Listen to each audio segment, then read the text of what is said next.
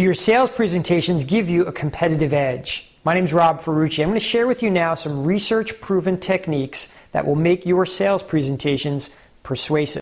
Those techniques include statistics and stories, questions and quotes, as well as how to tap into your prospect's desire for gain and fear of loss. And I'll give you an actual example in just a moment of how all those techniques can be used in an actual sales presentation. And then after the clip, I'm going to come back and talk to you about a special offer I'd like to make you. So how do we do that? How do we persuade the prospect? How do we convince them? There are certain techniques that we can use, and I'll give you examples of all these in just a few minutes. These are on your sheets as well, by the way. Statistics. Now, we can't do a data dump on the audience because that will bore them, but we can strategically place statistics throughout our presentation, and that's persuasive and effective. We could tell stories, case studies. Talk to them about a successful client relationship. Research shows us that stories are more persuasive than statistics. Again, not rational, not logical, but that is human nature. An anecdote about a successful customer relationship is more persuasive than data from a research paper. But if you put both together, now you have a very powerful and persuasive presentation. I'll give you an example of that in a few minutes. A quote from a business icon, a quote from a happy client, very persuasive. Asking questions. It could be a rhetorical question, just to get them thinking about what you want them thinking about.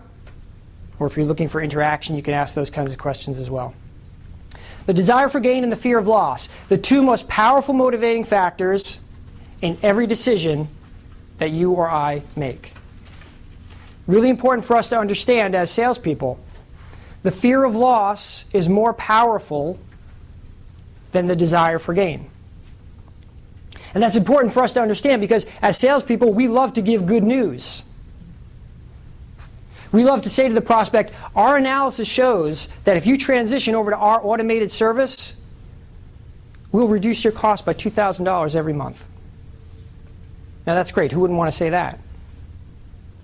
But this is more persuasive. This is more powerful. Mr. Prospect, if you stick with your current manual process and its redundant activities, our analysis shows you're going to continue to lose $2,000 every month. Now, there's no reason you can't do both. You can give them the good news and the bad news. But don't shy away from giving them the bad news because they find the bad news to be very motivating. And then finally, visuals, which has to do with PowerPoint. And we'll cover that in a little bit. So how do we use these techniques? What do they look like in a presentation? Let's take a look at the presentation I delivered to you at the top. All right, let me give you one more example, and then I'd love to hear your thoughts. What might this look like in an actual sales presentation? Let's say I'm selling insurance. I've got 3 reasons why you should buy my insurance, and one of them has to do with reducing cost. So I might say to you, in order to prove that to you, Mr. Prospect, our finance department has done extensive research and customer surveys, and what we have found is that on average, we can reduce our clients' premiums by 13% simply by doing this one thing. Analyzing their existing policies, finding mistakes, and then making those smart changes. And I would ask you, Mr. Prospect, to think about when was the last time you had an expert analyze your existing policy. 12 months ago, ABC Construction Company transitioned over to our service. First thing we did was analyze their existing policies. Here's what we found.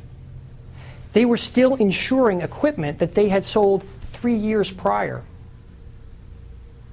They had 6 employees who were miscategorized on that policy, and as a result, the premiums were higher than they needed to be. We made these smart changes. We saved ABC 17% on their insurance premiums simply by analyzing their existing policy.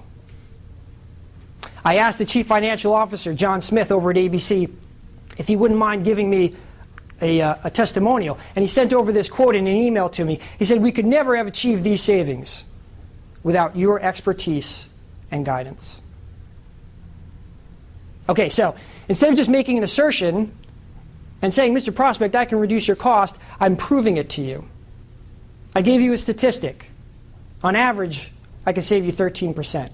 I asked you a question that tapped into your fear of loss. Mr. Prospect, when was the last time you had an expert analyze your policies? Well, they've never had an expert analyze their policies. So they're sitting there thinking, oh, how much are we throwing away? Then I told them a story about a successful relationship with ABC Construction and how well it worked out for them. And then I backed up that story with a quote from the CFO. And so using a statistic and a question, a story and a quote, I built a persuasive case, and I'm proving to you that I can reduce your cost. That's how we build the body of a persuasive presentation. Now, those are just some of the techniques that you can use to create more persuasive sales presentations and give your team a competitive advantage.